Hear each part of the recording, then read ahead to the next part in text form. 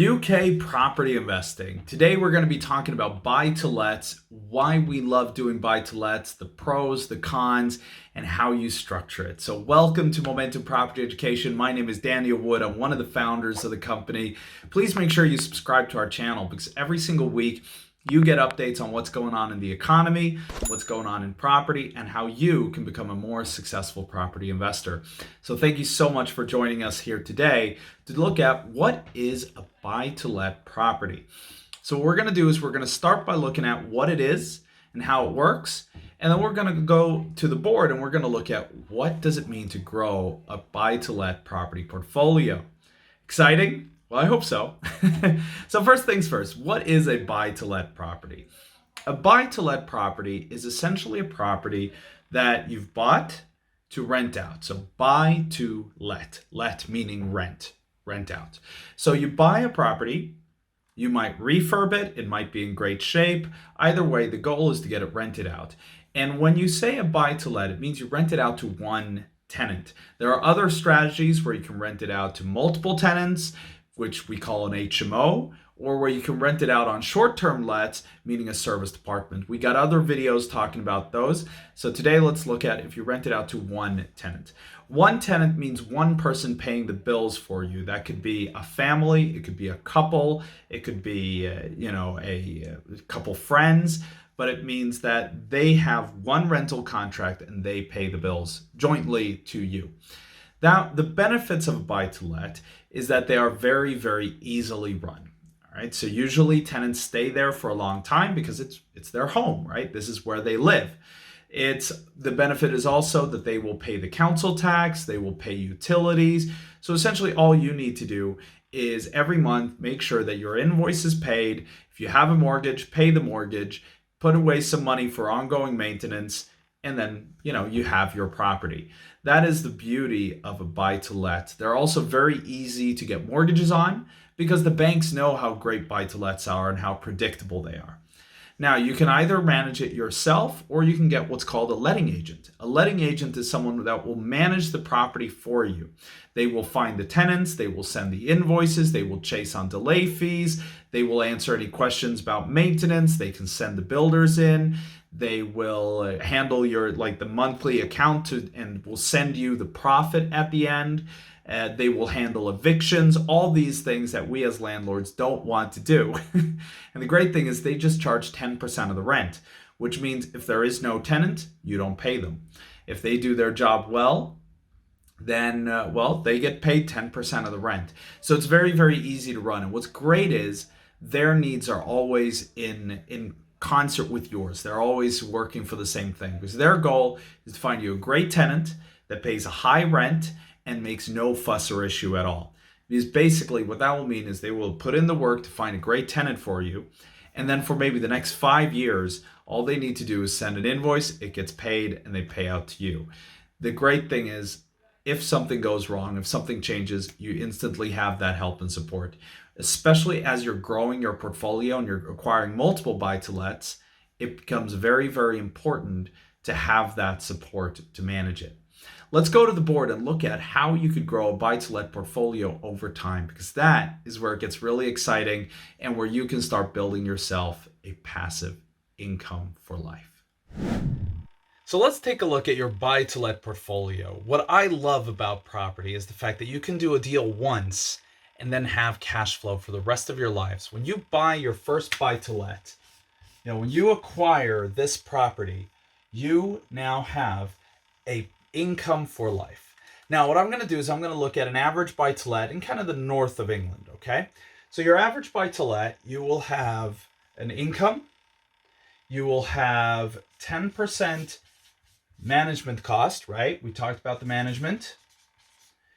We recommend you put away about 10% every month for the monthly operating expenses, doing your ongoing maintenance and so on.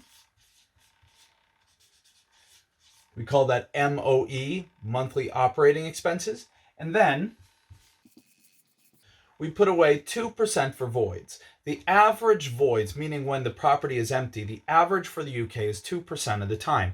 So essentially every year the property will be empty about 1 week a year. So you would put away some money to make sure that when that happens, you don't have issues with, paying your mortgage and stuff. So it gives you a little bit of a buffer. So this is the kind of basics right here. Now, of course, another expense you might have then is your mortgage. Now, depending on where in the country you're buying this, if you're buying it up in like Scotland, you might buy a cheaper property that would have a comparatively high rent. Like, for example, I own a property up in, well, I own multiple in Scotland, but one I bought it for, and it's worth about £35,000, and it rents for about £350 a month, which means the cash flow is pretty high compared to what I paid for the property. Now, if you go down to London, you might pay 300,000-400,000 for a property where someone will pay £2,000 a month of rent. Now that's a lot more rent, but the price is 10 times as high, right? So you're getting about 6 times the rent for 10 times the price. So that is, that means your yield, your comparative cash flow is lower. Now there are different pockets all over the country. I'm going to use an average for kind of the north of England, where what you might do is you will put in a deposit, you will spend some money on a property. You might have spent £36,000 is what I'm going to use in this calculation. So that's what you've spent after you've gotten your mortgage, all right? So that's your deposit, legal fees, sourcing fees, and so on. Then you might be getting £300 per month of cash flow, meaning you're making, so if you take 300 times 12, meaning you're making a net cash flow of £3,600 per year. So this is kind of a normal deal. If you spend 36,000, you might make 3,600 back. That's a 10% return on the money spent. Obviously, also the property can go up in value. But what's exciting about property, if you look at this, if you did a deal like this, if you could find the 36,000 to put down as a deposit, you start getting your cash flow in, you get your 3,600 per year, you now have an asset that will generate this for the rest of your life. You just gave yourself a £300 a month raise, which is pretty amazing when you think about it. And what gets really exciting is how this can scale over time. So let's imagine you buy this property, and year one, you make 3,600, so 3.6K is your profit after 1 year. Now, year two, you make another 3,600. Now, of course, rents go up over time, but we'll make this easy on ourselves and pretend they don't. But obviously, the deal actually gets better. But so after 1 year, another year, you'll have 7.2K. Year three, right, because you're making 3.6K a year. So after 1 year, you had 3.6. After 2 years, you got 7.2. After 3 years, that's 10.8. After 4 years, you have, if we add another 3.6K to that, that would make it, 14.4K. I hope I'm right. Otherwise, correct me down in the comments here, all right? Year 5, we got another 3.6K, so that would give us 18K, all right? So that's £18,000. Essentially, that's half of the deposit right there, right? So 10% times 5, that's 50% of the deposit. That's half the deposit after 5 years. Now, is that enough to do a new deal? Not by itself. But what is really cool is there any way else you're going to be making money off this property? Obviously, yes, the rents will go up over time. So you'll probably have a little more than this 18K in the end. But let's say you don't. Let's say you just keep let's say you got a great tenant here at the beginning. You just let them sit on the same rent for 5 years. So you got 18K at the end. Properties tend to go up in value, especially if you buy in good locations, right? You've probably heard the number one rule of real estate is location, location, location, right? So if you buy in a good location, your value will go up. And what we see is over a 5-year period, on average, you will get approximately on your average buy-to-let. Now, obviously, this is historical data. That's not a promise for the future. None of this is financial advice. It's just showing you the basic numbers, like the property experience we've had, is you'll probably have gotten about £24,000 of capital appreciation.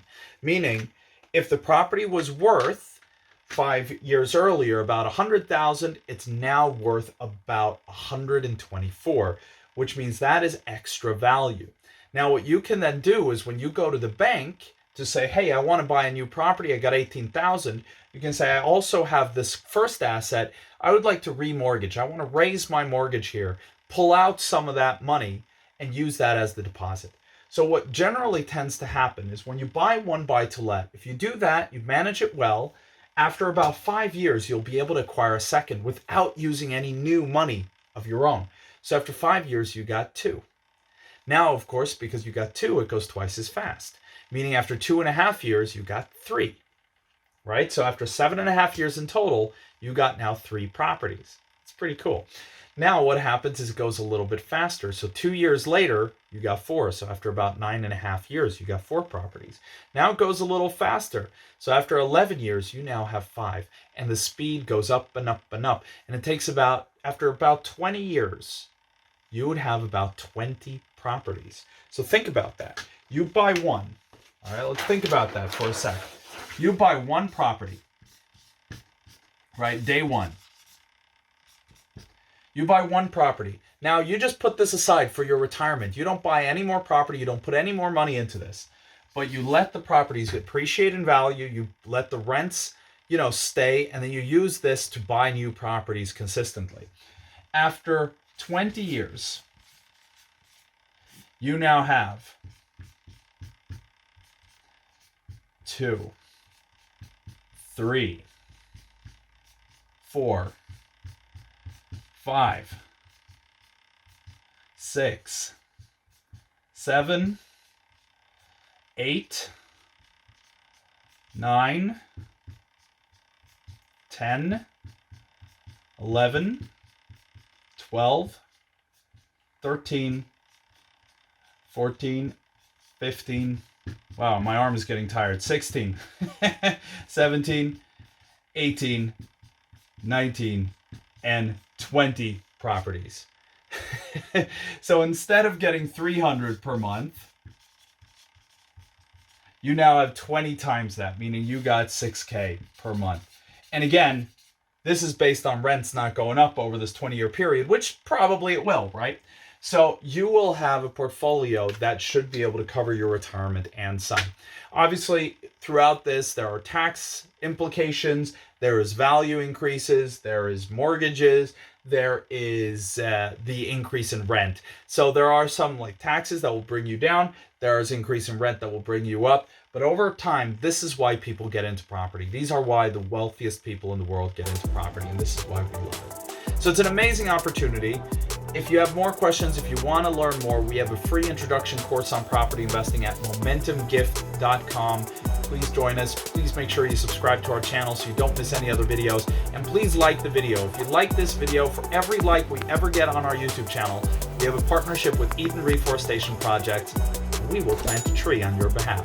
So please click like on this and any other video of ours you watch, and we will plant a tree or trees on your behalf. Thank you so much for joining us here today. See you soon.